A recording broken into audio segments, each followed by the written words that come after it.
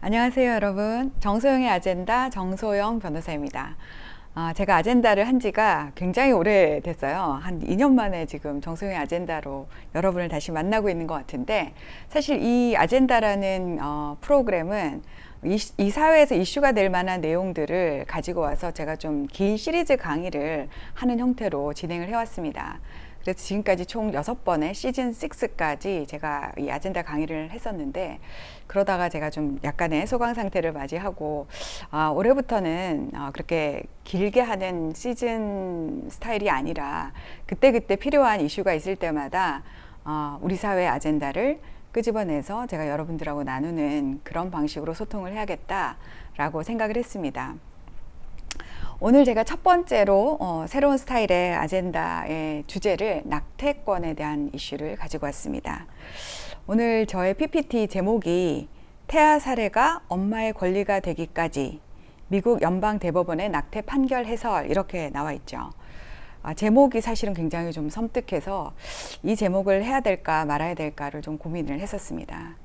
그런데 저는 우리 사회의 문제, 우리 사회뿐만 아니라 지금 전 세계적으로 혼란을 겪고 있는 여러 가지 문제들이 사람들이 진실을 보려고 하지 않기 때문이라는 생각을 했어요. 그 낙태의 본질이 무엇인가 하는 것은 엄마가 자기 자궁 속에 있는 아이를 죽이는 그 행위에 대해서 우리가 그 행위를 어느 선까지 용인할 것인가, 또는 그 행위에 대해서 도덕적인 비난을 할 것인가 말 것인가 하는 그런 이슈가 사실은 본질적인 문제입니다. 그래서 오늘의 이야기는 낙태의 실체, 사실은 엄밀히 말하면 엄마의 자궁 속에 있는 아이를 엄마가 죽이는 그 낙태의 실체에 대해서 좀 진실하게 우리가 모든 그 거짓의 허물을 다 벗고 이야기를 좀 했으면 좋겠다, 그런 생각이 듭니다. 유명한 동화 중에 벌거벗은 임금님 아시죠? 그 벌거벗은 임금님 동화에 보면 그 임금님이 이제 다 벗고 있는데도 사람들이 다 좋은 옷을 입고 있다, 좋은 옷을 입고 있다, 이렇게 이야기를 하지 않습니까? 그때 한 아이의 진실한 말 한마디, 임금님이 벗고 있다 이렇게 소리친 그 한마디 때문에 사회가 다 깨어나죠.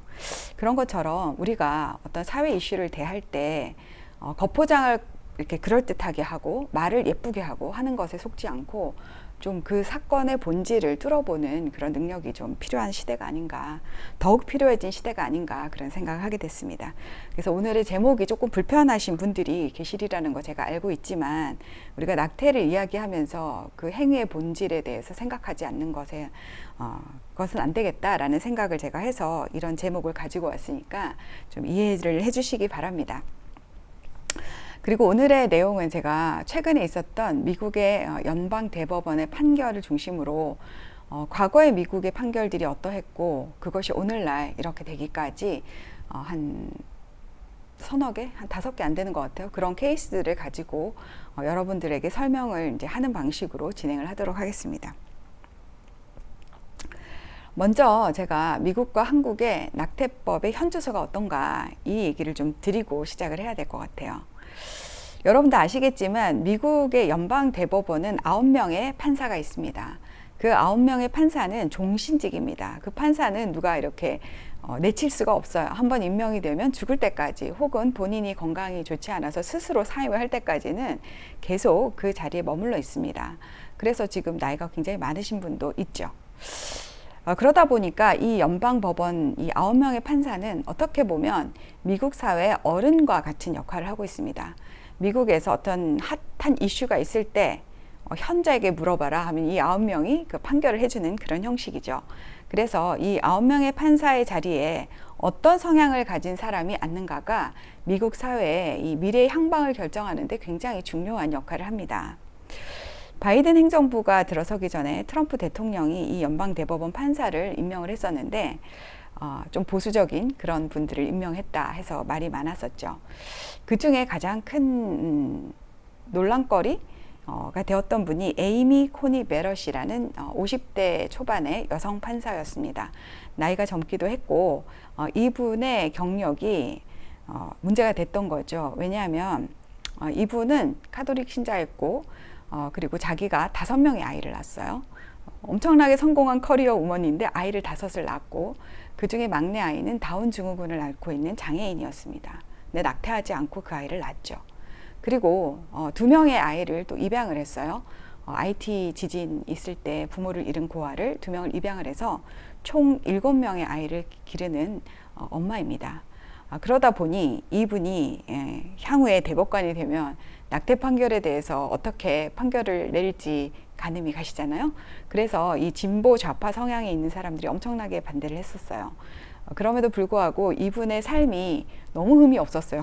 그 애를 많이 낳고 애를 잘 기른 거 외에는 흠잡을 데가 없었기 때문에 이 상원의 인준을 받고 연방대법원 판사로 임명이 됐었죠. 그리고 난 다음에 지난 6월 24일 날 dobs v. Jackson Women's Health Organization, dobs 대 잭슨 우먼즈 헬스 오르거니제이션이라는 이 낙태 클리닉, 이 사건에서 6대3으로 미국의 연방대법원이 지금까지 우리가 낙태 판결을 할 때 기준으로 삼았던 로우 vs 웨이드 1973년도의 낙태 판결이었는데 그 판결을 이제 뒤집는 결과를 갖고 왔습니다. 제가 나중에 이 부분에 대해 조금 더 자세하게 말씀을 드리겠지만 이 판결의 핵심은 그거예요. 낙태에 대한 권리라는 것은 없다는 거죠. 헌법상 보장하는 낙태의 권리는 없고 단지 우리 사회에서 낙태를 할 수밖에 없는 그런 상황들이 있지 않습니까? 그것이 있으니까 그것은 각 주에서 이제 알아서 결정을 하라는 그런 판결이었어요. 그래서 이 판결이 나온 이후에 진보적인 성향을 가진 주, 예컨대 캘리포니아주 같은 데에서는 오히려 낙태를 아주 쉽게 할 수 있도록 법을 바꿀 수 있게 되었고요. 텍사스주 같이 굉장히 보수적인 그런 주는 낙태를 굉장히 못하게 하는 그런 식으로 법을 바꿀 수 있게 됐죠. 그리고 이 법은 각 주의 주민들이 투표를 통해서 선출한 주 정부의 입법부에서 판결을 해라. 더 이상 이것을 연방 차원에서 해라 마라 할 문제는 아니다. 라고 한 것이 이 dobs v. Jackson Women's Health Organization의 판결이었습니다. 그래서 지금 미국이 아주 혼란에 빠져 있죠. 그럼 우리나라는 어떠냐? 우리나라는 2019년 4월에 헌법재판소에서 낙태죄라는 것이 있었어요. 우리나라에 형법 제269조 제1항 자기 낙태죄 그리고 270조에 있는 의사 낙태죄라는 것을 형법상에서 이제 폐지를 하게 됩니다. 그 얘기는 무엇이냐? 지금까지 우리나라 사회가 낙태라는 그 행위, 엄마가 태아를 살해하는 행위를 범죄 행위로 봤다는 것이죠. 국가가 나서서 처벌할 수 있는 범죄 행위, 즉 살인으로 보았다가 더 이상 그것을 국가가 처벌할 수 있는 살인 행위로 보지 않겠다라는 판결을 내렸습니다. 그래서 이제 우리나라도 낙태를 합법적으로 할 수 있는 길이 열리게 되어 있었죠. 그 전까지 우리나라는 낙태가 다 불법이었거든요. 그래서 이제 그러면 우리 사회도 이제 낙태를 허용을 어느 수준으로 해야 할 것인가를 논의를 하고 있는 상황인데 이게 워낙에 첨예하게 대립되는 이슈다 보니까 합의가 잘 되지 않고 있어요. 그 대한산부인과 협회 이런 이제 산부인과 의료진들은 낙태를 10주 이하는 좀 낙태를 할 수 있도록 자유롭게 할 수 있도록 해주고 10주 이후부터는 금지하자라는 의견을 내고 있다고 하는데 그 소위 급진적인 페미니스트 여성단체 이런 데서는 무슨 소리냐 22주까지 해라 아니면은 뭐 끝까지 하자 뭐 이런 여러 가지 굉장히 그 극단적인 발언들을 하고 있기 때문에 합의가 잘 이루어지지 않아서 현재 우리나라는 이 낙태에 관한 게 진공 상태입니다. 이게 어떻게 돼야 될지 지금 아직 합의를 못 보고 있는 그런 상태입니다. 아마 여러분들도 각자의 성향에 따라 내가 조금 보수적인 사람이다 이러면은 그래도 태아의 생명을 좀 보호해 줘야 하지 않는가라는 전통적인 견해를 이렇게 따라서 갈 것이고 내가 좀 진보적이고 좀 좌파 성향이 있다 이러면은 무슨 소리냐 여성의 권리 내 몸 내 마음대로 하겠다는데 누가 이런 거에 관여를 하냐 하는 이런 진보적인 성향으로 지금 가실 거예요. 제가 이 미국 대법원 판사들의 성향에 대해서 이야기를 들었는데 최근에 바이든 행정부에서는 바이든은 이제 진보 좌파적인 성향이잖아요. 새로 이제 여성 판사를 최초 여성 흑인 판사를 이렇게 임명을 했습니다. 그분이 카탄지라는 사람인데 이분은 어느 정도냐? 이분은 이제 젠더 이데올로기나 성소수자 권리 뭐 이런 쪽으로 아주 이렇게 몰입돼 있으신 분이라 기자들이 당신은 여성을 어떤 존재라고 생각합니까? 여성의 정의가 뭐라고 생각합니까? 라고 물었을 때 이분이 본인이 여성이지만 나는 여성의 정의를 말할 수 없다라고 한 그 인터뷰가 있었거든요. 그 정도로 이 미국 대법원 판사의 이 성향도 보수와 이 진보 내지는 좌파가 엄청나게 지금 갈리고 있는 아주 혼란스러운 상황입니다. 네, 그러면 이 낙태가 왜 이렇게 크게 이슈가 되는가? 이것이 세계관의 이슈이기 때문입니다. 제가 이제 세인트폴 세계관 아카데미를 운영을 하면서 이 세계관에 대한 이야기를 많이 해요. 그래서 세계관의 정의를 내리는데 저는 이 세계관을 무엇이 실제인가에 대한 믿음이라고 계속 강조해서 이야기합니다. 사람은 자신이 믿는 바에 따라서 세상을 달리 보기 때문이죠. 그런데 이 세상의 세계관이 되게 다양하다고 얘기하지만 사실은 딱 두 가지밖에 저는 없다고 생각을 합니다. 하나는 신이 있는가, 신의 존재를 믿고 있는가, 그것이 알라이든 뭐 기독교에서 얘기하든 하나님이든 어떤 절대자, 인간이 반드시 따라야 할 절대적인 가치나 절대자 또는 절대적인 도덕이 있다고 믿는 사람들과 그런 건 없다, 무신론자들이죠. 신은 없고 인간이 모든 것을 결정할 수 있고 또 이 모든 상황은 변하기 때문에 그 변화에 맞게끔 우리가 모든 법적인 시스템이든 사회 구조든 이렇게 변화시켜가는 것이 맞다라고 생각하는 유신론 대 무신론, 이 두 가지 구조가 대립하고 있다고 보고 있어요. 낙태 이슈가 이 세계관의 이슈인 것은 이 유신론과 무신론의 이 두 양측 진영에서 인간의 존재에 대해서 어떻게 생각하는가가 아주 판이하게 다르기 때문입니다. 그리고 또 인간을 언제부터 인간으로 인정할 것이냐 하는 것이죠. 여러분, 인간의 존재를 어떤 존재라고 보십니까?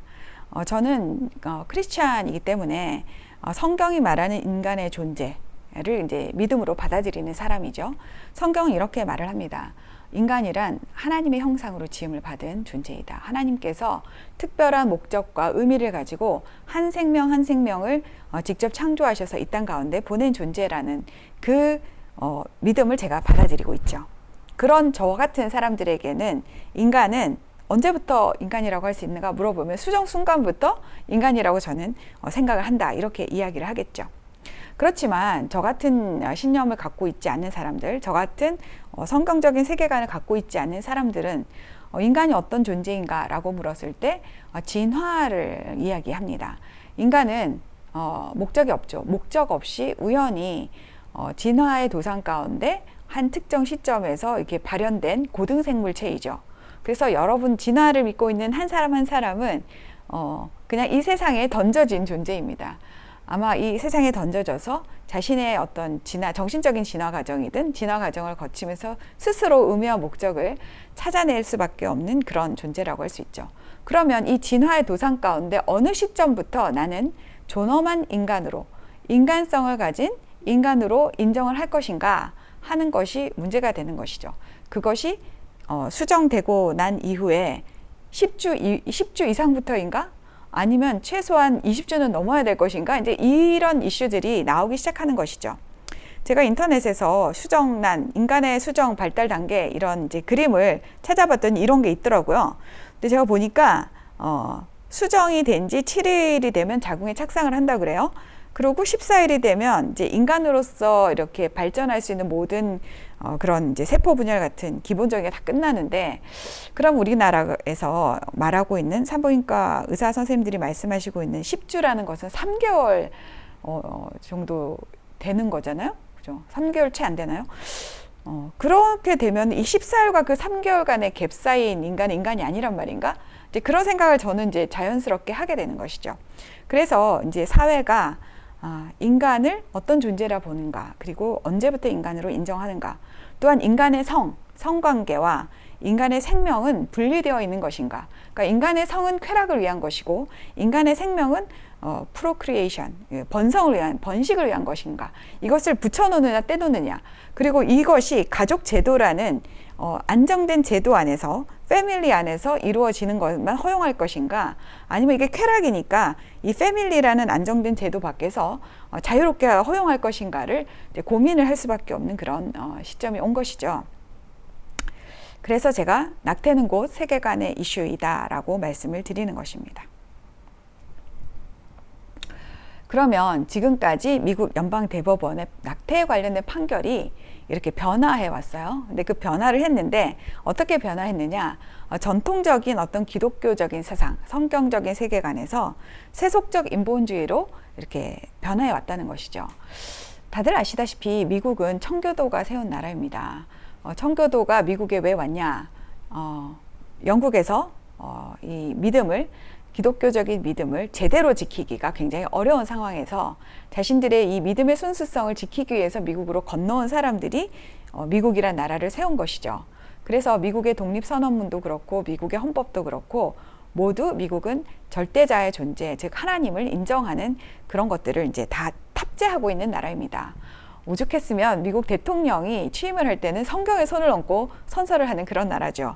세상에서 참 복이 거의 그냥 하나라고, 복이 드문 나라가 아니라 이 하나인 나라였는데, 그러다 보니까 굉장히 성경적인 그런 세계관의 바탕으로 해서 이 낙태 문제가 이렇게 판결이 되다가 어느 순간부터 이것이 이제 진화론을 학교에서 받아들이기 시작하면서 이 세속적인 인본주의, 즉 무신론적인 인간관이 이 연방대법원의 판사들의 머릿속에도 들어갔고 그것이 이제 판결로 나왔다는 거죠. 아마 먼저 사회가 변하고 교육이 변하고 문화가 변하면 그러한 교육과 문화 가운데서 살아가고 또 공부하고 했던 판사들의 생각도 당연히 변하겠죠. 그래서 그것들이 점점 세속적인 인본주의, 즉 무신론적이고 진화론적인 인간관을 탑재하는 그런 판결들이 나오게 됐다는 것입니다. 미국의 Civil Rights Act of 1964년에 이 인권법이라는 게 있습니다. 뭐 시민권법이라고도 말을 하고 인권법이라고도 하는데, 이게 존 F 케네디가 이렇게 입법을 한 거라고 해요. 이게 왜 이런 인권법이 나오게 되었나 하면 역사적으로 흑인 노예 때문이었죠. 미국의 아킬레스 건이라고 할 수 있는 게 기독교적인 세계관을 바탕으로 했음에도 불구하고 미국이 흑인 노예들을 가혹하게 했던 역사가 있다는 것이죠. 그래서 이러한 것들을 수정해 가고 그동안에 이제 우리가 인종적으로 차별을 많이 했던 것에서 미국 사회가 다시 통합되는 과정에서 꼭 필요했던 법이 이 Civil Rights Act입니다. 그래서 그때부터 인종이라든지 뭐 종교라든지 출신 성분이라든지 이런 것에 상관없이 사람들을 차별하지 않고 우리가 미국 사회에서 이 멜팅팟과 같이 용광로 같은 이 사회 가운데서 미국이 이제 앞으로 나가자 이렇게 이제 만들게 된 것이 인권법이었죠. 이 법을 시작으로 미국의 인권 의식이 굉장히 많이 이렇게 발달을 하게 됐습니다. 그러면서 첫 번째로 나온 게 이 낙태 관련돼서는 그리스 우드 vs 커네티켓이라는 1965년 판결이 있어요. 이 판결은 커네티켓 주의 어떤 법이 있었는데 이 법이 부부관계 내에서도 피임을 하지 마라, 이런 것들을 이제 법으로 강제를 한 거예요. 지금 얘기를 들어보면 굉장히 우리 생각에 되게 웃기는 법이잖아요. 웃겼음에도 불구하고 그때 당시에 이 커네티켓 주 정부에서 우리 주 정부의 이익이 있다, 태아를 보호하고 이 국민을 보호해야 될 그런 의무가 있기 때문에 함부로 이 피임과 출산을 개인이 통제하지 마라, 이제 이런 것들을 이제 한 거예요. 그래서 그때 당시에 이 미국 대법원에서 아니 부부관계 내에서 피임과 출산을 이렇게 마음대로 결정하지 못하게 하는 게 말이 되냐? 이것은 개인의 자유를 심각하게 침해하는 것이고 개인의 사생활권이 이제 침해되는 것이니까 이거 위헌이다. 이렇게 판결이 난 거거든요. 이제 합리적인 법이죠. 이 정도까지는. 이제 그러면서 이 낙태권이 사생활권의 하나로 들어오기 시작한 겁니다. 미국의 헌법에는 사생활권이라는 것이 없어요. 명시적으로 그런 게 없고 자유권이 있어요. 그러니까 Life, Liberty, Pursuit of Happiness에서 생명과 자유와 행복 추구권이라는 것이 명시되어 있습니다.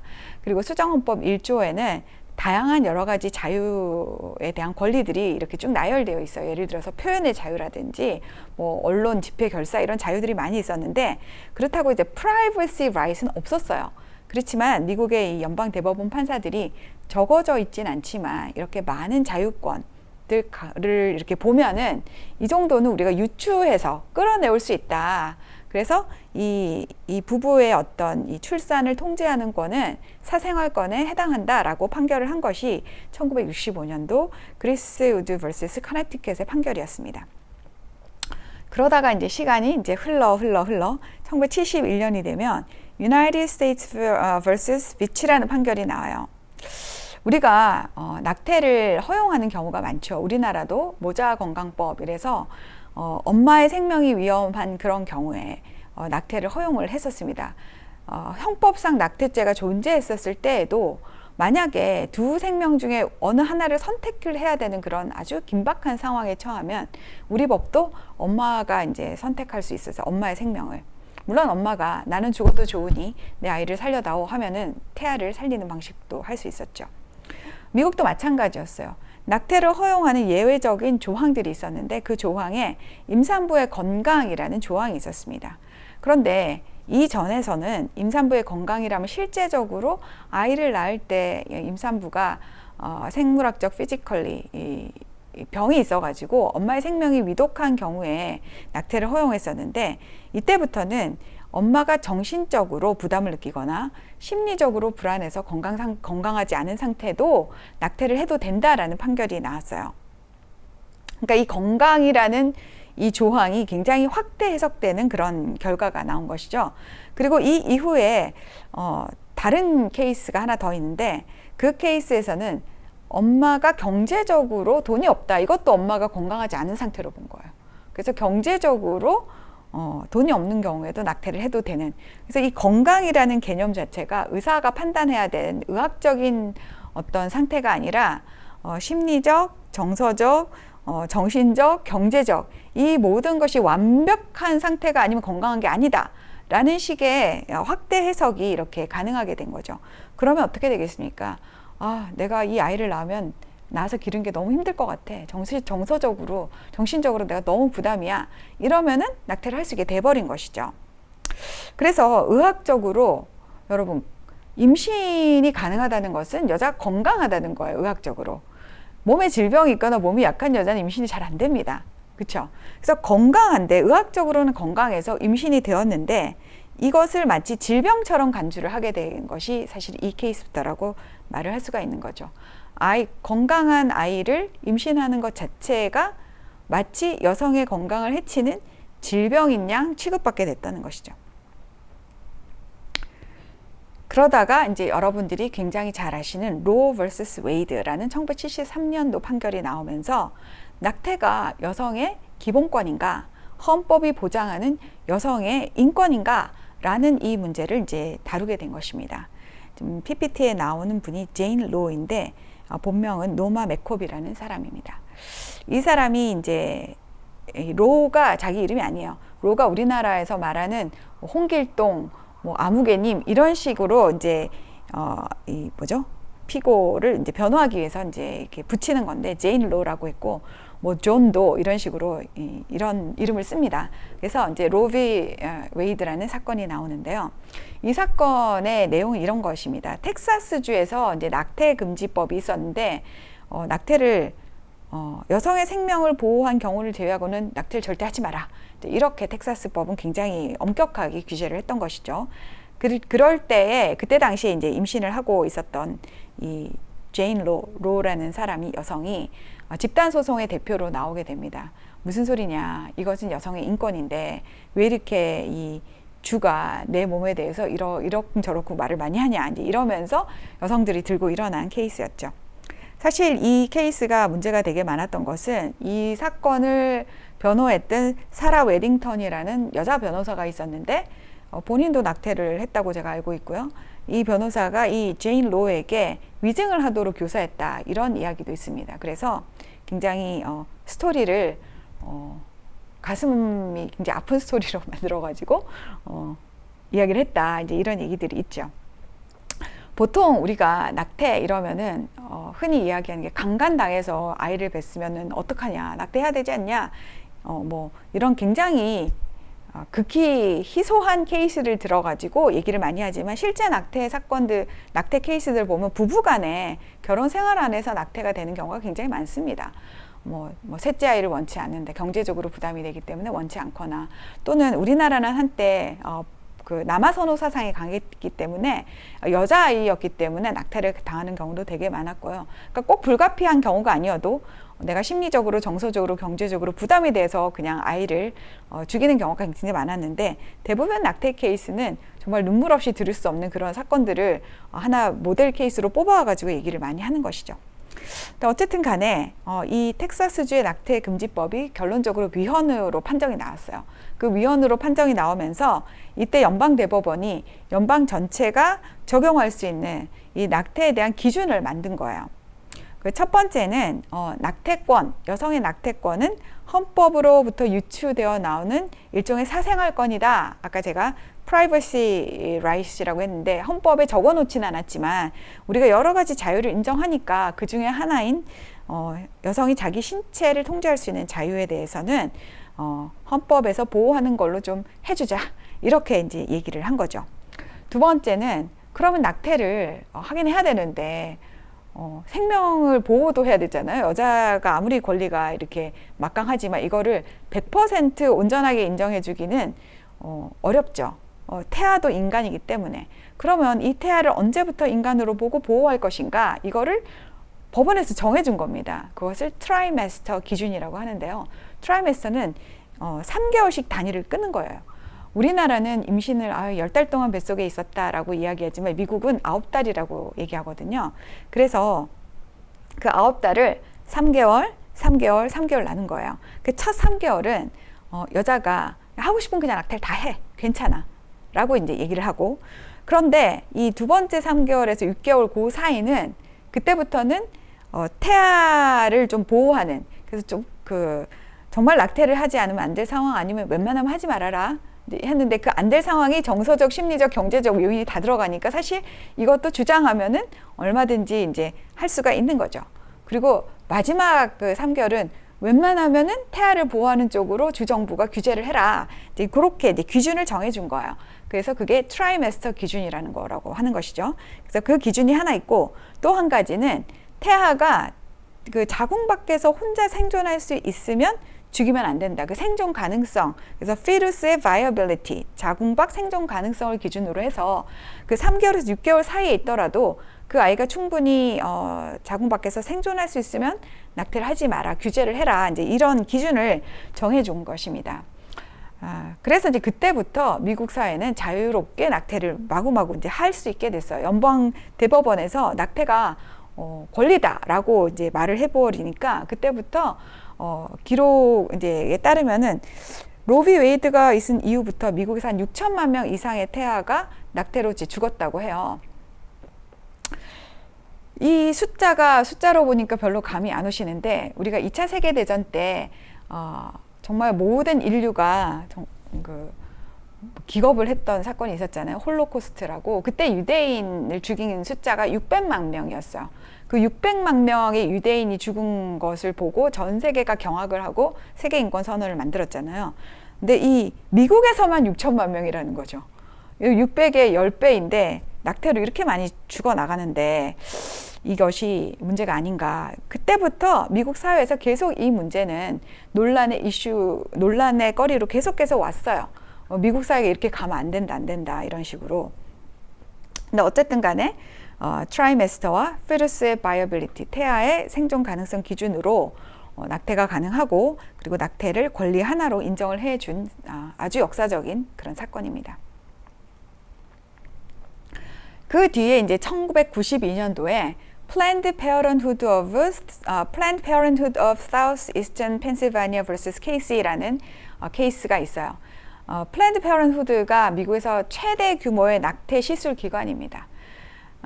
원래는 뭐 가족계획협회라는 그럴듯한 이름을 갖고 있지만, 이것을 이제 셋업을 처음에 하신 분이 1930년대에 살았던 마가렛 생어라는 사람이에요. 이 사람이 우생학을 기반으로 했기 때문에 약하고 좀 비실비실한 인간은 이 세상에서 살 가치가 없다.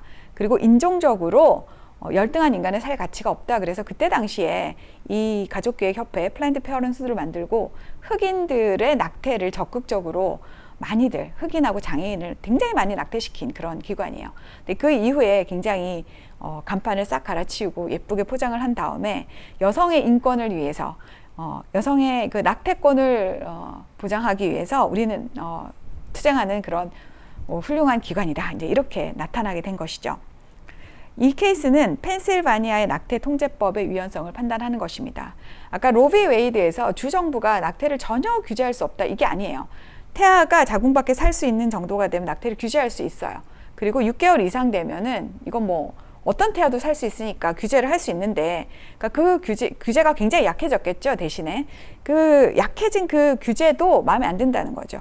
그래서 펜실바니아의 낙태 통제법에 한 5개 조항이 굉장히 마음에 안 드니 이것도 위헌으로 판단해 달라 하는 거였어요. 그래서 이것을 이제 심판을 하면서 연방 대법원이 새로운 기준을 제시하게 됐죠. 첫 번째는 이분들도 로비 웨이드를 일단 뒤집지를 않았어요.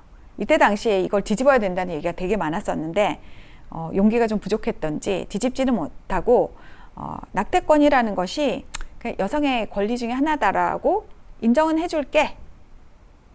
그렇지만 3개월 기준 대신에 우리는 다른 기준으로 적용할게. 이 트라이메스터 기준은 너무 자의적이야. 어떻게 인간을 3개월은 딱 살고 3개월 이후부터는 3개월 전까지는 딱 죽이고 3개월 이후부터는 살리고, 이게 말이 돼? 그것이 어떤 연방 대법원 판사 9명의 판결로 이렇게 선을 긋는다는 것이 말이 안 되니 대신에 그 생존 가능성, 태아의 자궁밖 생존 가능성을 기준으로 해라 라고 한 것이죠. 여러분, 요즘에 과학이 엄청 발달해 가지고요, 옛날에는 7삭동이 8삭동이로 태어나면은 많이 죽었어요, 옛날에는. 근데 지금은 6개월만 지나도 아이들이 다 자궁 밖에서 인큐베이터에서 충분히 살릴 수 있습니다. 심지어 굉장히 그보다 더 앞선, 점점 그 생존 가능성이 이렇게 앞으로 당겨지고 있는 상황이니까 이제 그것이 굉장히 이렇게 왔다 갔다 하게 된 것이죠. 그렇지만 어쨌든 두부를 자르듯이 인간의 생명을 이때부터는 살 수 있는 애, 3개월 1일부터 못 사는 애, 이런 식으로 하는 것은 맞지 않다라고 이제 판결을 내려준 것이죠. 근데 이제 문제는 그 다음 거예요. 여성이 낙태를 하는 데 있어서 상당한 방해가 되는 규정은 설치를 하지 말아라. 이게 상당한 방해가 substantial obstacle이라고 얘기하고 여성들에게 부담을 주는 방식으로 규정을 하지 말아라 하면서 그 예가 하나가 남편에게 나 낙태해요 라고 알려줘야 되는 의무가 있었거든요. 펜실바니아 낙태 통제법에 의하면 여자가 낙태를 할 경우에 배우자에게, 왜냐, 남편도 이 아이에게 유전자를 절반을 제공한 사람이니까 이 아이를 살릴지 말지를 결정하는 데는 남편의 의견도 중요하다라고 했기 때문에 남편한테 알려줘라, 이런 규정이 있었고, 낙태를 하기 전에 24시간 동안 숙녀를 좀 생각을 한 번 더 해보는 기간을 가져라, 뭐 이런 조건들이 있었는데 그것들이 다 여성들이 낙태를 쉽게 결정을 하는 데 있어서 굉장히 방해가 되는, 굉장히 상당한 장애가 된다. 그래서 이것을 다 없애버린 거예요. 다는 아니고 남편 고지랑 뭐 나머지 몇 건은 남겨뒀는데, 어쨌든 이 undue burden, 불합리한 부담을 주지 말고, 이 불합리한 부담의 내용 안에는 상당한 수준의 장애물을 놓으면 안 된다. 그런데 그 장애물의 얘가 배우자에게 고지하는 것 정도 수준도 상당한 장애물이니까 없애라, 이렇게 했으니까요. 낙태를 규제를 하는 것이 굉장히 어려워지게 되는 그런 상황이 됐죠. 그래서 로비 웨이드와 이 케이시 사건, 이 두 가지가 여성의 낙태권을 굉장히 강화시킨 사건으로 남아 있습니다. 그러다가 2007년도에 곤잘레스 v 칼하트라는 사건이 있어요. 그 이전에 네브라스카 주에서 이 낙태 시술의 특정 방식을 규제하는 법을 통과시켰어요. 근데 이것이 위헌이다 라고 판결이 났습니다. 그래서 이 정부가 낙태의 특정한 방법을 규제할 수 있는가, 인간의 존엄성과 도덕을 보호하기 위해서 주정부 또는 연방의회가 낙태 시술의 특정한 방식을 규제할 수 있는가 하는 것이 이제 수면 위로 떠오르게 됐죠. 이 사건이 있기 직전에 네브라스카 주에서 금지시킨 그 낙태 시술 방법이 부분 출산 낙태예요. DNX라고 한다고 하더라고요. 이게 뭐냐면은 제 그림에서 보시듯이 태아를 출산을 시키는 거예요. 유도분만을 시켜요. 보통은 출산을 시키지 않고 자궁 안에 있는 태아를 있는 상태에서 뭐 이렇게 죽이거나 뭐 이렇게 잘게 이렇게 하거나 해가지고 빨아내는 그런 방식을 썼는데, 그렇게 하면은 여자의 자궁이 손상될 가능성이 좀 높다나 봐요. 그래서 그러지 말고 어느 정도 애를 키워요. 키운 다음에 애를 유도분만을 시키는 거야. 그래서 애가 거의 나올 때쯤, 그러면 이제 자궁하고 태반이 이렇게 다 이렇게 태반이 나올 뭐 이런 그 상황 때쯤에 아이를 이제 강제적으로 죽이는 그런 방식인 거예요. 그래서 이게 너무 잔인하다. 이건 인간한테 쓸 수 있는 방식이 아니다. 이래가지고 네브라스카 주가 규제를 했었는데, 그때 법원에서 아니, 낙태가 권리인데 시술하는 방식은 의사가 생각하기에 여자한테 가장 건강하고 안전한 방식을 선택할 수 있게 해줘야지, 의사도 아닌 사람들이 뭐 이걸 규제를 하고 그러냐 해가지고 네브라스카 법은 위헌이다 이렇게 판결을 해버린 거예요. 그래서 미국 사회가 난리가 났어요. 어떻게 이 문명화된 사회에서 그렇죠? 인간을 그렇게 잔인한 방식으로 죽이는 것을 허용할 수 있단 말인가? 그래서 연방정부 차원에서 법을 새로 하나 만들었어요.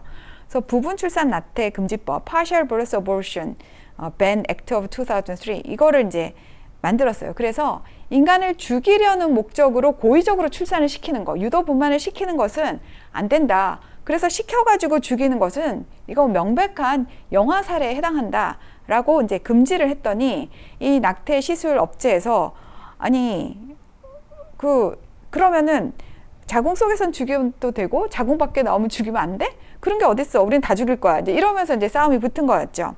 그때 이제 연방 대법원에서 그래도 그건 안 된다라고 한 거예요. 인간의 생명을 고의적으로 죽일 목적으로 굉장히 야만적인 방법으로 낙태를 시술하는 것은 단순히 이 태아의 인권을 보호할 뿐만 아니라 의료진의 도덕도 굉장히 문제가 된다. 이건 안 된다. 이것은 우리 사회의 공동체의 윤리와 모랄, 그리고 우리 미국 사회라는 이 사회의 평판을 보호하는데, 그리고 우리 사회의 문명을 보호하는데 이 정도 수준까지 가면 안 된다라고 한 거예요. 여러분, 우리 의대 가기 굉장히 힘들잖아요. 그래서 정말 우리나라에서 제일 똑똑한 아이들이 열심히 공부해서 가는 것이 이제 의대인데, 이 의사들이 의대를 가는 이유는 무엇이겠습니까? 내가 사람을 살리고 질병을 고쳐주고 그래서 히포크라테스 선서하고 이렇게 의대를 가는 거 아니겠습니까? 그래서 굉장히 낙후되고 어려운 상황에서도 생명을 살리기 위해서 고군분투하시는 분들이 바로 의료진인데, 이 낙태 시술은 의료진이 정말 건강하고 멀쩡한 태아를 죽이는 일에 가담을 해야 되는 그런 상황인 거예요. 그래서 양심상, 의사로서 양심상 난 도저히 이런 일은 할 수 없다라고 하시는 분들이 많아요. 그리고 특히나 이 낙태 시술의 여러 가지 방법 중에서 태아가 거의 많이 자란 상태에서 자궁 내에서 죽이는 것도 사실은 굉장히 야만적인 행위인데, 그것을 태아를 거의 출산을 절반쯤 시킨 상태에서 이렇게 죽인다. 그리고 굉장히 제가 정말 차마 입에 담을 수 없을 그런 잔인한 방식으로, 야만적인 방식으로 죽인다. 이것은 의료인의 양심, 한 인간의 존엄성을 굉장히 망가뜨리는 그런 일인 것이죠. 그래서 미국에서 부분 출산 낙태 금지법은 합헌으로 판정이 났습니다. 그러다가 이제 2022년 6월 24일에 드디어 답스비 잭슨 Women's Health Organization이라는 이 미시시피 주와 또 이제 낙태 시술 기관인 잭슨 Women's Health Organization이 이제 싸움이 일어난 사건인데요. 여기에서 드디어 로비 웨이드가 overturn, 뒤집혔다 이렇게 해서 이제 사람들이 굉장히 난리가 났었죠. 로비 웨이드가 뒤집힌 것의 핵심이 낙태가 헌법이 보호하는 여성의 기본권인가 라고 했을 때 기본권은 아니다 라고 이야기했기 때문입니다. 이 미시시피 주의 법은 임신 15주가 넘어가면은 낙태를 금지한 거였어요. 특별하게 엄마의 생명이 위험한 경우가 아니면 낙태를 하지 마라 한 거죠. 그랬더니 이제 이 낙태 시술 기관과 여성 단체들이 무슨 소리냐, 우리는 뭐 20주 뭐 거의 끝까지 갈 때까지 아이를 죽이는 것을 우리가 헌법상의 권리로 받고 있는데 미시시피주의 이 법은 15주까지밖에 낙태를 못하게 하니 그 말도 안 된다 이렇게 해서 난리가 났었죠. 특히나 보통은 연방 대법원의 이 판결문의 초안은 유출되면 안 됩니다. 왜냐하면 판사들의 이 판결에 영향을 끼치기 때문에 비밀로 보호되고 판사들이 이제 공식적으로 오피셜리 이렇게 판결문을 낼 때까지 기다려야 되는데, 이번에 이 연방 대법원 판결문의 초안이 유출이 됐어요. 그래서 이번에 로비 웨이드가 뒤집힐 것이다. 즉 낙태가 여성의 권리가 아니라고 판결을 할 것이다라는 것이 사전에 노출이 돼가지고 미국에 있는 이 보수적인 판사들이 생명의 위협을 엄청나게 많이 받고 그 판사네 집 앞에 가서 뭐 엄청나게 테러를 해대고 뭐 난리도 아니었어요. 근데 제가 참 좀 존경스럽다 싶은 것은 그렇게 극렬하게 반대하고 뭐 죽이겠다고 하고 테러하겠다고 하는데도 불구하고 이 판사님들이 소신을 굽히지 않으시고 인간의 생명과 존엄을 보호하는 쪽에 이렇게 판결문을 끝까지 지킬 수 있었다는 게 그게 저는 미국의 힘이 아닌가, 굉장히 존경스럽다. 아마 제가 판사였으면 정말 두려워서 약간 바꾸지 않았을까 이런 생각이 했을 텐데 이분들이 그래도 미국의 양심을 지키기 위해서 끝까지 소신을 지켜준 것이 너무 좀 존경스럽고 고맙다 이런 생각이 이제 들었습니다. 그래서 이 미시시피주 15주까지 낙태를 금지한 것이 위헌이 아니다라고 판결을 하면서 낙태가 더 이상 헌법이 보호하는 여성의 기본권은 아니다라고 판결이 난 것이죠. 그래서 이제부터 낙태는 각 주별로 규제를 해라 라고 이야기를 한 것입니다. 그러면은 이제 예를 들어서 캘리포니아주 같이 낙태에 대해서 굉장히 관대한 주가 있어요. 캘리포니아주는 심지어 아이가 태어나서 한 달 이후까지도 죽일 수 있게 하자라는 법안을 내는 주거든요. 그런 주는 이제 낙태를 하고 싶으면 그 주에 가서 하면 되는 거예요. 그런데 텍사스나 또 미시시피처럼 좀 이렇게 보수적인 주는 낙태를 뭐 10주 또는 15주까지만 자유롭게 할 수 있고 그 이후에는 할 수 없다라고 하니까 이제 기차 타고 멀리 가야 되는 거죠. 낙태를 하는데.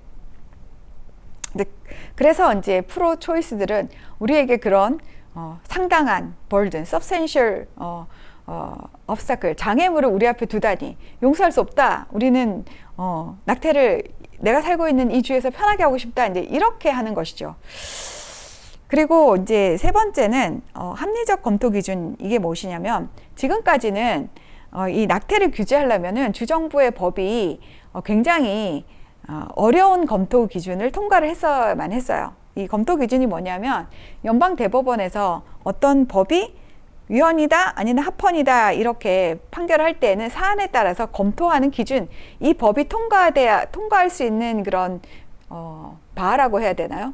이 기준이 굉장히 높았어요. 그래서 낙태 같은 경우는 이 헌법상의 기본권이기 때문에 이걸 규제하려면은 주정부가 우리의 이 낙태 통제법은 정말 너무너무 필요해요. 정말 우리 주에서 없어서 안 돼. 정말 그런 극도로 필요한 compelling interest가 있어요. 강력한 그거를 이제 통과해야만 이 낙태를 규제할 수가 있었단 말이죠.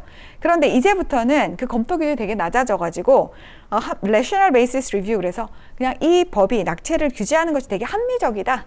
주의 정부의 이익을 보호하는데 새로 태어날 아기의 이익을 보호하고 아동 인권을 보호하는데 굉장히 좀 합리적으로 필요한 정도 수준이다 하면은 규제를 할 수 있게 됐거든요.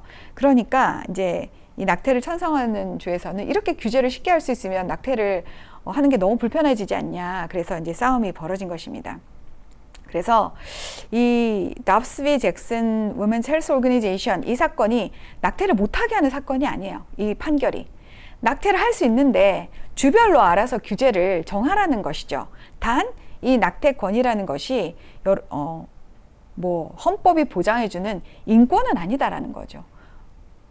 여자가 자기 아이를 죽이는 것이 권리가 될 수는 없다라고 천명을 한 것입니다. 그래서 앞으로 정말 많은 싸움이 이제부터 시작이다. 각 주별로 각계 전투를 지금 하게 됐다. 이렇게 아시면 될 것 같습니다. 자, 낙태권의 변천을 저희가 이렇게 쭉 살펴보고 있는데 제 생각에 이게 U자형으로 지금 변하고 있는 것 같습니다. 낙태가 처음에는 굉장히 엄격하게 규제가 됐죠. 낙태는 성격적인 세계관에 바탕을 해서 무고한 생명의 피를 흘리는 살인 행위로 인정이 됐어요. 그래서 이것은 형법상 규제를 해야 하는 범죄 행위에 해당이 됐었죠.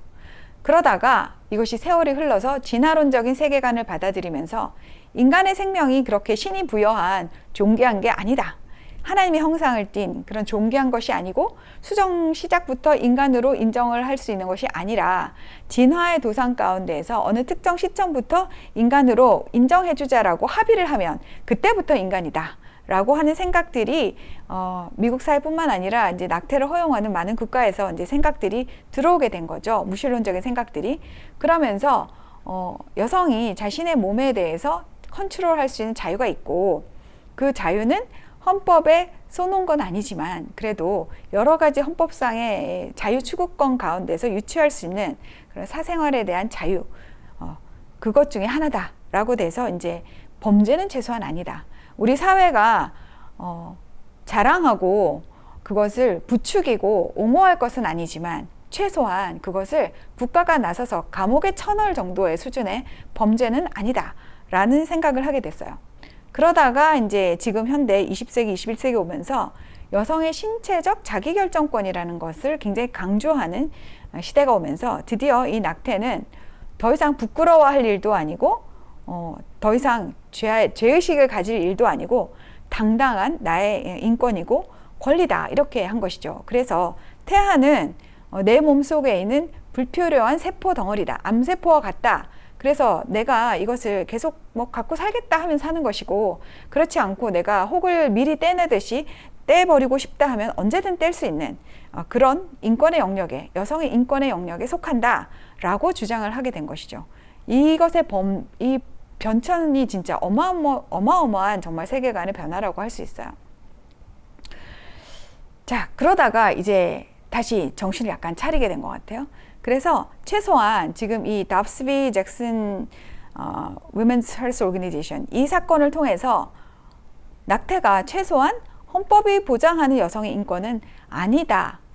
인간의 생명을 우리가 그렇게 함부로 취급하면은 안 된다 하는 것이 우리 사회의 전통과 그 인류의 양심 가운데 오래 뿌리 깊게 이제 내려진 것이다라는 것에 연방 대법원이 얘기를 해준 것이에요. 그래서 이 법원 판결 중에 이런 얘기가 있어요. 자유는 그냥 마구잡이로 뭐 하는 것이 아니라 질서라는 그 개념 속에 있는 자유라는 것이죠. 그리고 이 사람들이 얘기하는 그 질서라는 그 개념은 창조 질서예요. 그 천부인권 사상을 탑재하는 것이죠. 우리가 자유를 얘기하고 인권을 얘기할 때 항상 천부인권을 얘기하지 않습니까? 요즘에는 그 앞에 천부를 자꾸 빼고 그냥 인권만 얘기하는데 세계인권선언에서 얘기하는 인권은 분명히 크리에이터, 창조주가 인간 각각에게 부여한 그 권리를 인권이라고 합니다. 그래서 이 권리는 누구한테 줄 수도 없고 빼앗을 수도 없는 그런 권리죠. 그러나 이 낙태에 대한 것은 하나님이 주신 권리가 아니라는 거예요. 낙태는 인간이 스스로 주장하는 권리라는 것이죠. 그래서 더 이상 이것을 천부인권의 레벨로 올리는 그 시도는 하지 마라 하고 있는 것입니다. 그래서 제가 말씀드렸듯이 프로라이프, 이 인간의 생명을 수정 순간으로부터 보고 인간에게 영혼이 있다고 생각하는, 그래서 인간의 존엄성을 굉장히 높이 우리가 보호하지 않으면 처음엔 태아의 이 존엄성이 망가지지만 결국 태아가 태중 밖으로 나오면 영아가 되고 그 아이가 자라면 아동이 되고 자라면 성이 되잖아요. 그러니까 이 가장 연약한 이 태아의 인권을 보장하지 못하면 누가 아동과 청소년과 성인의 인권, 이 연결선상에서 어느 하나를 자를 수가 없잖아요. 인간이 그 권리 자체가 전부 다 망가지기 때문에 우리가 태아부터 보호해야 된다라고 하는 프로라이프와 무슨 소리냐, 인간은 이 성인 기준으로 봐야 되는 거야.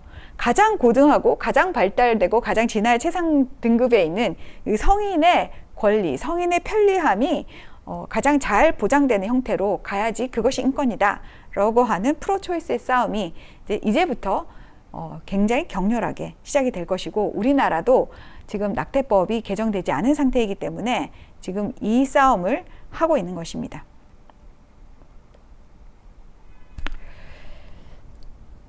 저는 이 싸움이 한 개인과 사회의 양심을 두고 벌이는 진실 게임이라고 규정을 좀 하고 싶습니다. 제가 이 PPT의 제목을 굉장히 섬뜩하게 태아 사례가 엄마의 권리가 되기까지 라고 정했잖아요. 저는 그것이 이 낙태의 본질을 보여주는 것이기 때문에 진실을 그냥 그대로 날 것의 진실을 그대로 그냥 얘기해 준 거라고 생각을 하는데, 그 진실을 감추는 그런 언어들을 사용해서 마치 우리가 태아 사례에 대한 얘기가 아니라 뭔가 다른 것을 얘기하는 것처럼 지금 우리 사회가 포장을 잘 하고 있죠. 대표적인 것이 낙태를 임신 중단이라고 말하는 것입니다. 이 낙태권에 대한 그 찬반 논쟁이 한참이었을 때 청와대 청원을 하면서 사람들이 뭐 이렇게 찬반 논쟁을 했을 때 아마 그때 답을 청와대에서 아마 낙태를 임신 중단이라고 하자라고 한 걸로 제가 기억을 합니다. 조국 법무부 장관이 있을 때 그랬던 것 같아요. 근데 어쨌든 간에 낙태를 이제는 모든 방송에서요, KBS 같은 특히 공영방송에서는 낙태라는 단어를 더 이상 쓰지 않더군요. 어느 순간 모두 임신을 중단한 거, 여자가 어떤 내 몸에서 생겨난 여러 반응들을 프로세스를 그냥 스탑시키는 것으로 생각을 하자. 그 여자의 입장에서만 다 생각하는 것이죠. 그리고 어느 순간부터 낙태를 여성의 건강권 이슈로 얘기를 해요. 그러면 낙태를 못하면 여자가 건강하지가 못하게 된다는 것이죠. 낙태가 합법화가 되지 않으면 지저분한 불법 시술소에 가서 낙태를 해야 되는데 그러면 여성의 건강이 너무 침해를 당하지 않냐라고 이야기하는데, 사실 제가 아까도 말씀드렸지만 임신 자체는 건강한 여성만 할 수 있는 거예요.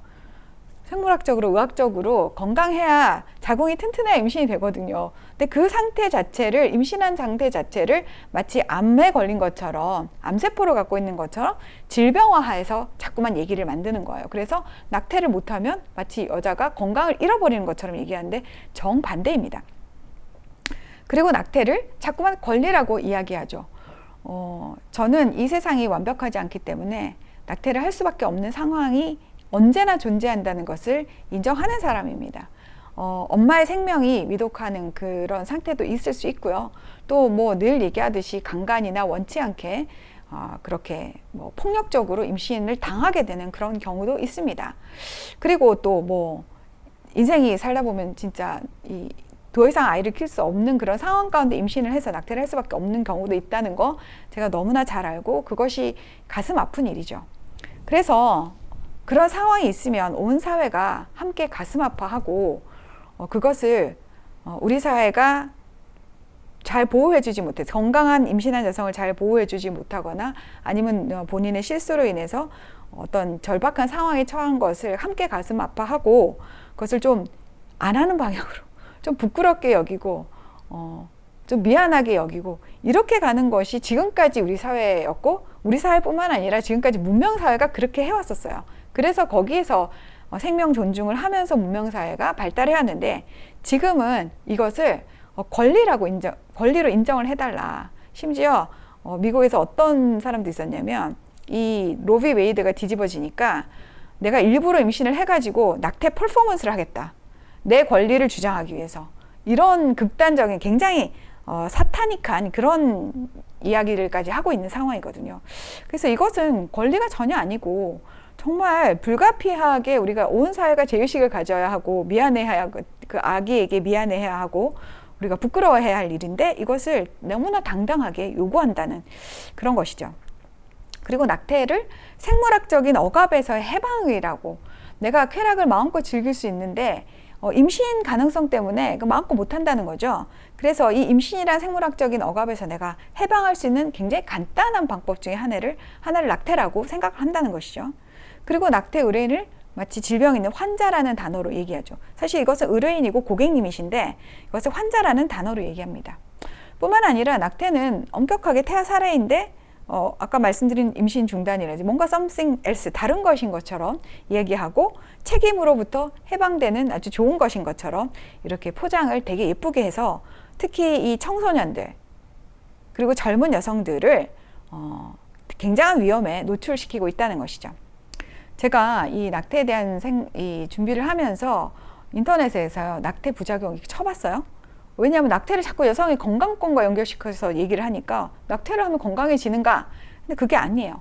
낙태를 많이 하면, 심지어 한 번만 해도 자궁경부 무력증, 그다음 자궁 천공, 자궁에 구멍이 뚫린다는 거죠. 낙태 시술을 하면서 이렇게 빨아들이는 과정에서 골반에 염증도 생기고, 다음 임신이 잘 안 되기도 하고, 그 임신을 해도 다음번에는 자궁의 임신이 잘 되고, 호르몬이나 약물 부작용도 있고, 낙태를 하고 나신 분들이 대부분 제의식이나 이런 정신적인 스트레스 증후군을 겪는다고 합니다. 제가 이게 어느 여성병원에 있는 블로그에서 이렇게 갖고 왔는데, 어느 여성병원이라 하면은 또 거기 가가지고 댓글 다실까봐 그냥 일단은 그냥 치시면 그냥 쉽게 보실 수 있어요. 그래서 무엇이 진실인가? 무엇이 여성들에게 올바른 정보를 제공해서 여성들이 정말 인생에 후회하지 않을 제대로 된 결정을 할 수 있을까를 우리가 고민을 하고 바른 것을 알려줘야 되는 것이죠. 요즘이 이제 포스트 모더니즘 시대고, 이 포스트 모더니즘 세계관이 정말 모든 것을 다 덮고 있다 보니까 낙태도 이제 권리가 되는 이런 세상이 왔어요. 저는 포스트 모더니즘을 자기 결정권의 시대 이렇게 이야기하는데요. 이게 자기를 아이돌, 우상으로 삼는 거예요. 나를 중심으로, 세상의 중심이, 우주의 중심이 나인 것이죠. 그래서 모든 것을 나를 기준으로 이렇게 보다 보니까 이것이 이제 내 몸 내 맘대로 하고, 성별도 내가 결정하고 싶은 대로, 남자든 여자든 내 맘대로 하고, 내가 누구랑 섹스를 하든 성적 취향 이런 거 내 맘대로 하고, 그러니까 내가 하고 싶은 대로 다 하는 그런 생각이 됐어요. 그러면서 이것이 도덕적으로 양심이 좀 찔리잖아요. 그 찔리는 불편함마저도 더 이상 감수하기 싫다 하는 것이 사실 요즘에 나오는 차별금지법이에요. 도덕적으로 옳고 그름을 더 이상 구별하기 싫다. 구별하면은 기분이 안 좋잖아요. 피곤하잖아요. 그러니까 그 문제를 그냥 다르다. 이것은 옳고 그름의 문제가 아니라 다른데, 그냥 똑같은 밸류가 있는데 다를 뿐인데 너네는 이것을 정말 같지 않다. 옳고 그름으로 접근한다는 이것이 문제야 라고 이야기하면서 하는 것이 차별금지법이에요. 그래서 평등하게, 모든 가치는 다 평등해. 그래서 그것이 사회를 망가뜨리는 일이든 아니면 개인을 파괴하는 일이든 상관없이 다 그냥 받아줘. 괜히 신경 쓰이게 불편하게 하지 마 하는 것이 차별금지법의 그 본질이라는 것이죠. 자, 그러면 이제 우리가 어떻게 해야 하겠습니까? 우리가 인간의 존엄성에 대한 경외감을 좀 회복해야 될 때가 아닌가 싶어요. 제가 이제 페이스북을 보다가 되게 인상적인 사진이 하나 있어서 정말 갖고 오고 싶었는데 못 찾았어요. 그 사진 뭐냐면은 아프리카 초원에 가젤 아시죠, 여러분? 그 엄마 가젤이 있는 거예요. 엄마 가젤이 그 치타한테 목을 뜯겨 먹히는 그 장면이 있었어요. 근데 그 설명이 뭐냐면은 이 엄마 가젤이 새끼 가젤, 치타가 오니까 새끼 가젤이 도망갈 시간을 벌어주기 위해서 자기 몸을 그냥 희생해버리는 거예요. 뜯겨 멀리 자기 새끼가 도망가는 걸 쳐다보면서 그냥 목이 물린 채로 있는 거예요. 제가 그것을 보면서 참 인간보다 낫다 그런 생각을 했어요. 한때 우리는 또 우리의 문명 사회는 부모가 자식을 사랑하고 그 가족 안에서 헌신하고 서로 노력하고, 정말 많은 여성들이 엄마의 생명이 위험한 경우에서조차도 나 말고 내 아이를 살려주세요 라고 이야기를 했던 그런 사회 속에서 살아왔어요. 그래서 우리 어머니들은 너무 힘들고 어려웠지만 우리를 키워주시기 위해서 애를 쓰던 그런 시대에서 살았어요. 그 혜택을 저희가 보고 살았는데, 지금 저희 세대부터 정말 부끄럽게도 저희 세대와 저희가 잘못 가르친 그 다음 세대는 내가 행복해야 애도 행복한 거지 라고 하는 세대가 된 거야. 내가 행복하지 않은데 내 주위가 다 행복하면 그게 무슨 소용이야. 이런 생각의 대세인 그런 시대를 살게 됐습니다. 우리가 정말 잘못 가르친 거죠. 그렇게 내가 행복하겠다고 나의 행복을 끝까지 쫓아가잖아요. 그러면 내가 행복할까요? 안 행복할걸요. 저는 그것을 끝까지 쫓아간 사람들이 굉장히 불행해지는 거 많이 보았습니다. 그리고 그 사회가 망가지는 걸 많이 봤어요. 역사적으로 로마가 그렇게 망했고요. 대제국들의 역사 흥망성쇠를 보시면 거의 다 그런 식으로 망해가고 있습니다. 제가 아까 낙태 이 판결이 U자형으로 돌아가고 있다라고 말씀을 드렸는데, 낙태 판결뿐만 아니라 지금 성소수자 권리 운동 열심히 하시는데 그것도 저는 U자 운동으로 지금 돌아가고 있다고 생각을 합니다. 지금 우리나라는 차별금지법을 통해서 성소수자 권리를 막 되게 확장시키고 이것을 옹호하고 주장하는 것에 지금 목숨을 걸고 있죠. 심지어 그것을 돕기 위해서 미국은 동성애자 커플인 동성애자 필립 골드버그를 주한 미 대사로 파견까지 하는 이런 상황에 있지 않습니까? 그러나 솔직히 말하면 지금 유럽, 서구 사회 이 광풍이 한번 몰고 지나가서 이 아이들이 한 세대가 다 망가진 것을 본 그 서구 사회의 젊은 부모들을 중심으로 이래서는 안 되겠다. 우리 아이들에게 어렸을 때부터 유치원 때부터 동성애 괜찮고 섹스는 아무나 하는 것이고 네 성별은 네가 마음대로 결정할 수 있다라는 그런 잘못된 교육으로부터 아이들을 보호하기 위한 부모들의 운동이 지금 일어나고 있는 상황이거든요. 그런데 이미 서구에서 한물 간 것을 우리가 이제 와서 마치 좋은 것이냐 하면서 우리 한 세대를 통째로 산재물로 바쳐야 하는가. 이것은 우리가 진짜 진지하게 고민을 해봐야 할 문제라고 저는 생각을 합니다. 물론 U자로 다시 돌아오겠죠. 우리도 한 세대를 바치고 나면. 그런데 그렇게까지 우리가 많은 부상자, 많은 영혼을 잃어야 할까? 저는 안 잃었으면 좋겠습니다. 그래서 우리가 이 모든 것들을 회복하려면 인간 존엄성에 대한 경외감이 다시금 회복되는 사회가 와야 하지 않을까 생각합니다. 그것은 아마 교육으로부터 시작될 거라고 생각합니다. 천부인권, 그냥 내 마음대로 하는 방종이 아니라 인간이 인간이라고 내가 하고 싶은 대로 하는 것이 아니라 창조주가 정해놓은 질서 안에서, 그죠? 그 바운더리 안에서, 경계 안에서 인간이 인간답게 사는 것은 무엇인가 라는 것을 다시 한번 교육을 시켜야죠. 옛날에 플라톤이나 아리스토텔레스는 미덕을 굉장히 강조했어요. 인간이 인간답게 사는 것은 마땅히 해야 할 미덕을 실천하면서 사는 것이라고 가르쳤습니다. 그런데 이제는 우리가 그런 것을 가르치지 않는 시대가 되었죠. 네가 하고 싶은 대로 해. 네가 원하는 것을 하는 것이 네 행복이고 행복한 것이 미덕이야. 그러나 이제부터는 그런 교육에서 우리가 벗어나서 다른 교육을 좀 시켜야 한다고 생각합니다. 지금 우리나라도 아동 청소년 성교육이 굉장히 비정상적입니다. 공교육에서 아이들에게 피임 테크닉을 가르치고 있죠. 아이들에게 인간의 성과 생명과 이 가족이 하나로 연결되어 있고 이것이 떨어질 수 없다라고 가르치지 않고 이게 다 따로라고 가르치고 있어요. 그죠? 인간의 섹스, 성관계를 하면은 반드시 생명이 따라오게 돼 있고 그 생명은 가족이라는 안정된 바운더리 안에서 잘 자라야 한 사회가 건강하게 자랄 수 있다. 이렇게 가르쳐야 하는데 얘들아 너희들 섹스는 학생 인권이고 너희들이 하고 싶을 때 할 수 있어. 다만 조심해. 꼭 콘돔을 써야 돼? 피임 테크닉을 가르쳐 줄게? 이렇게 한다는 것이죠. 그것이 바른 교육입니까? 청소년은 그거 아니라도 지금 해야 할 건 너무 많아요. 지금 이 청소년, 아동 청소년기에 아이들의 순수한 상상력과 그 동심을 보호하면서 아이들이 자라가면서 자신의 미래의 비전과 꿈을 향해서 열심히 공부하고 재능을 개발해야 할 이 시기에 아이들에게 너희도 어른들이랑 똑같은 성관계 권리가 있다. 피임 테크닉을 가르쳐 줄게. 이렇게 하는 것은 결코 올바른 교육이 아니라고 봅니다. 오히려 아이들에게 자신을 순결을 지키고 스스로를 절제할 줄 아는 책임감 있는 인간, 책임감 있는 성인으로 성숙할 수 있도록 그런 교육으로 저는 우리의 공교육이 방향이 바뀌어져야 된다고 생각합니다. 지금까지 공교육에서 성교육 강사들이 주로 진보 좌파 쪽 강사들이 많았어요. 본인 자신들도 건강한 결혼 생활을 별로 하지 못하거나 아니면 남성에 대해서 굉장히 피해의식을 가지시는 그런 페미니스트들, 이런 분들이 아이들에게 성교육을 시켰는데 저는 굉장히 이 부분에서 강사진에 대한 검증이 다시 한번 이루어져야 된다고 생각합니다.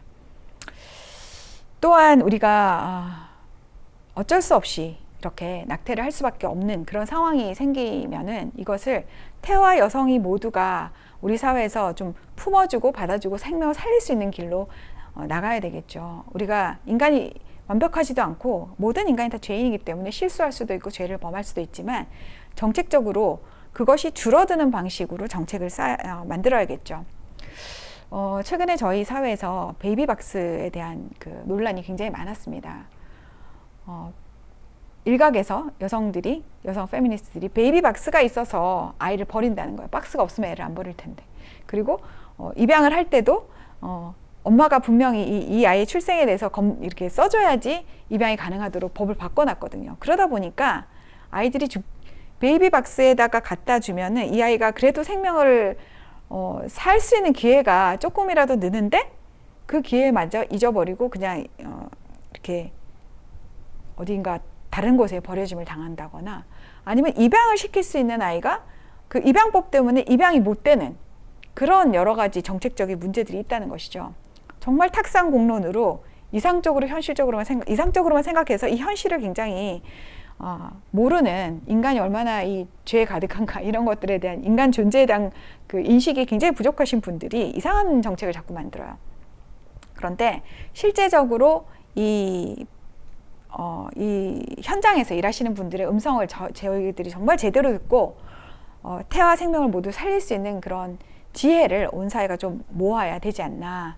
그래서 한 개인, 낙태를 하는 개인뿐만 아니라 그 낙태 시술에 관련되는 의료인, 또 우리 사회, 이 문명화된 사회에서 이렇게 야만적으로 생명을 계속 죽이는 이런 일들이 없는 우리 사회를 만들기 위해서 우리가 다 같이 좀 힘을 모으고 지혜를 내고 또 특히 여러 종교단체들이 함께 노력을 해서 인간을 좀 살리는 길로 가야 되지 않을까 그런 생각을 해봅니다. 우리가 인간으로서의 존엄을 유지할 수 있는 길, 그것은 우리 스스로가 가장 연약한 한 생명을 지키는 데서부터 시작이 된다고 생각됩니다. 나중에 이 생명들이 태아를 지키지 못하면 노인을 지키지 못해요. 곧바로 조력 존엄사에서 안락사 이야기가 나오고 있죠. 그렇게 되면 장애인이 지켜지겠습니까? 그렇게 되면 사회에서 좀 머리가 나쁘다, 뭐 좀 들떨어졌다, 뭐 여러 가지 우리가 부족한 사람들이 지켜지겠습니까? 우리가 인간 생명이 그렇게 우리 마음대로 칼을 대고 자의적으로 해석할 수 없다라는 그 인간 존엄성에 대한 기본적인 전제만큼은 자신의 믿음이 무엇이었던 간에 함께 공감하고 동의하고 같은 이 토대에서 사회가 이 문제를 해결하기 위해서 노력을 했으면 좋겠다는 생각이 듭니다. 네, 오늘 긴 시간 제 얘기를 들어주신 여러분 감사드리고 다 같이 힘을 모아서 우리 생명을 지켜보도록 했으면 좋겠습니다. 감사합니다.